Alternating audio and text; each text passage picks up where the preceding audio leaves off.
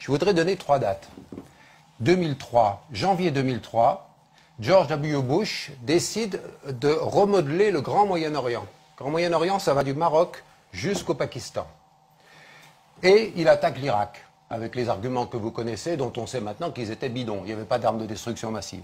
2006, 19 décembre 2006, Time Magazine, qui n'est pas un journal pro-russe, à ma connaissance, publie un rapport secret sur la Syrie dans le viseur de Bush. 2006, c'est-à-dire 5 ans avant les printemps arabes. Et il est expliqué comment et pourquoi le gouvernement des États-Unis va soutenir les opposants et renverser le gouvernement d'Assad. Bon, prenons acte d'une ingérence caractérisée avec des moyens, 1 milliard par an de moyens affectés à ça. Et puis, 3e date, 2011, le Grand Moyen-Orient, on continue à le charcuter. Cette fois, c'est la Libye qui tombe. C'est les Français et les Britanniques qui se mettent en première ligne. Et dans cette même période, on commence un nouveau programme sur la Syrie, du côté des États-Unis, pour armer les combattants.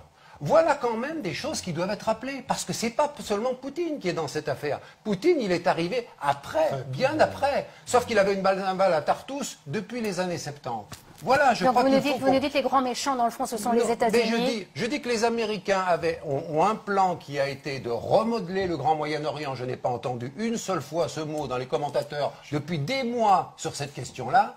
Et ce projet, c'est un projet de prise du pouvoir et de faire tomber tous les États qui étaient bassistes, indépendants, tortionnaires, on est d'accord, mais avec un chaos beaucoup plus grand depuis qu'on a dégommé Assad, dégommé Kadhafi et qu'on essaye de dégommer Bachar, on a effectivement beaucoup plus de morts et beaucoup plus de réfugiés et beaucoup plus de drames humains. Voilà le résultat. Donc il faut quand même que vous soyez cohérents avec vos postulats de départ. Est-ce que vous soutenez ce projet-là, ce dessin-là, ou est-ce que vous considérez, comme moi je le considère, que toutes les ingérences ont été négatives?